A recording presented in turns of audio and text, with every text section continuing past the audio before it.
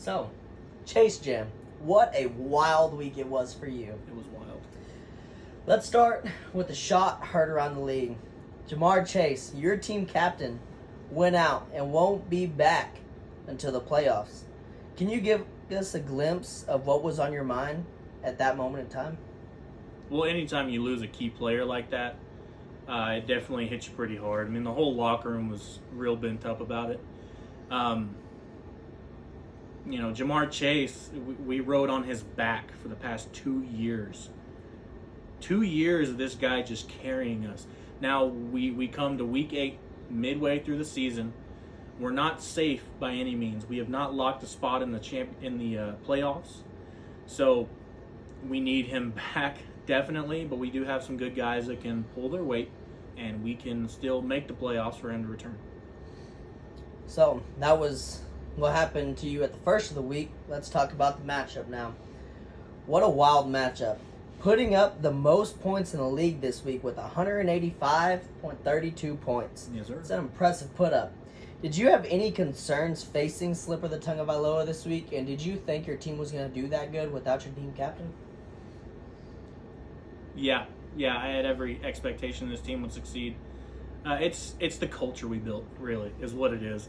Now, Slipper the Tongue of Iloa, that's a tough team. I know they're 2-6, but they have put up some numbers.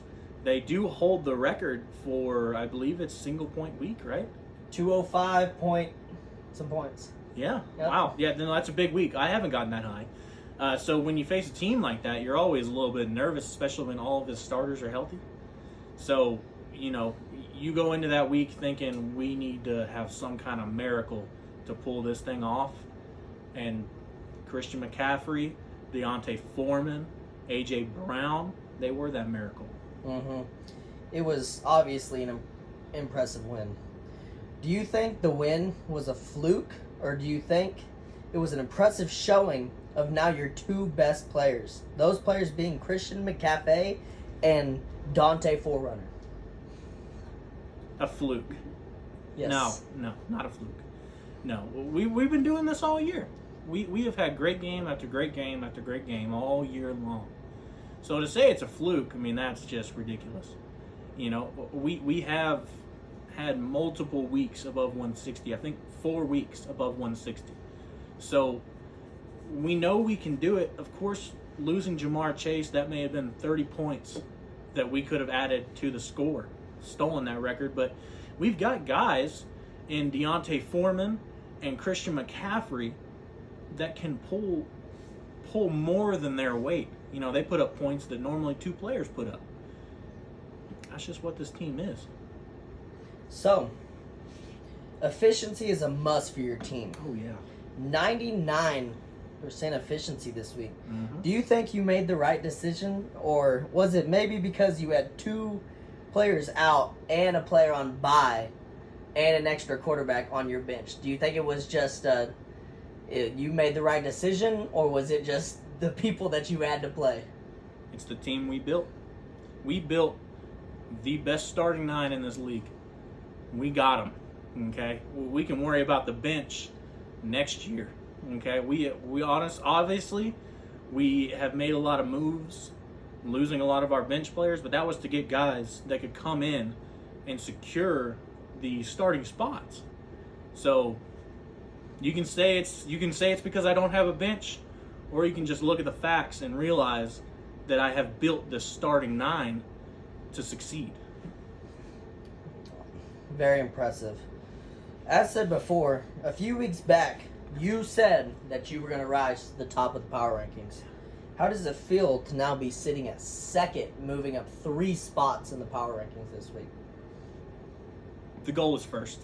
So second is just the first loser. That's what I've always said. That's what I've always heard. Ricky Bobby. Yeah, there is no point in being second place. We want first. We're coming for the crown. Okay, now Fat Lenny and the Chunky Bunch, that's a solid bunch of dudes.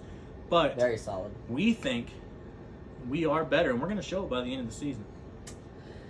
So, we wrapped up the start of your week, the middle of your week. Now let's wrap up the end of the week. We were all wondering it throughout the league. TJ Hawkinson has now been traded to your team.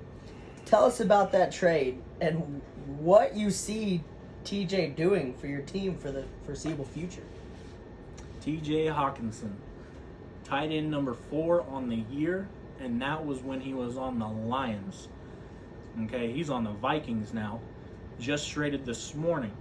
Now, when I saw that happen and Irv Smith went on the IR, I knew I needed this guy back on the team. I traded him earlier in the year to get Joe Burrow, who served his purpose, of course. And now we're going to get Hawkinson back on the squad, a top 4 tight end to round out our starting 9. It just strengthens us.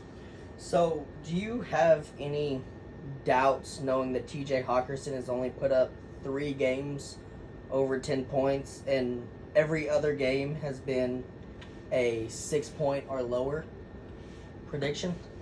Well, let's not forget about the guy's athleticism, right? He did that with Jared Goff.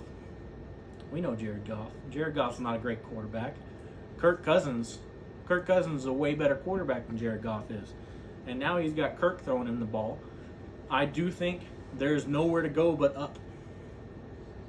All right. Well, thank you, Jace Jam, for this amazing interview. Hope to see you back next week. Chase Jams, I got one thing for you here. Okay. Okay, so tell me about this recent trade that happened just recently, about 10 hours ago here today. What was going on through your head with this one? You got 3 for 1 on this trade. Okay. What's going on with that? Are you talking about? How you feel about getting T. Hawkinson, your new tight end? Well, I feel good about it. I mean, we just talked about it, of course. You know, we traded away Gerald Everett, who's a decent tight end, but you know, he's not TJ Hawkinson's level. You know, and so obviously we did trade away a lot for Hawkinson, which I do not believe I'll regret. Najee Harris has been a thorn in my side ever since I got him, and so we wanted him gone, honestly. I mean, he'll be missed. And one thing with Hawkinson going to the Vikings, he's surrounded, you could say crowded, with all this talent. Will they even notice him? Of course. Of course they will. You do understand that he is the wide receiver 4. He is the target 4 target on the Vikings now.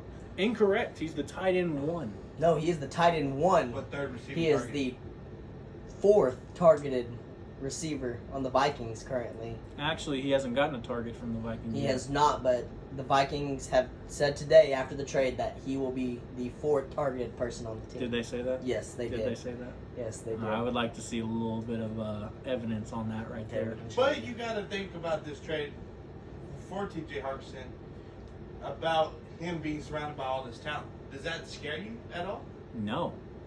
No, it doesn't, because what are they gonna? They're gonna look at those 3 guys that everyone knows the name, and they're gonna write them off just like they do with Will Dissly's been putting up a great year. I didn't know his name before the year started. Nobody knew his name. That's why they didn't look at him.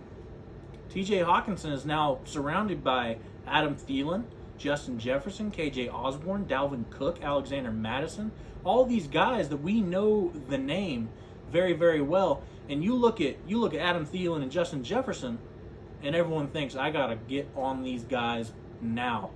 They're not going to be looking for Hawkinson out on that flat. Solid strategy. All right, Chase Jam. Well, it was a pleasure having you. Hope to see you next week. Thank you.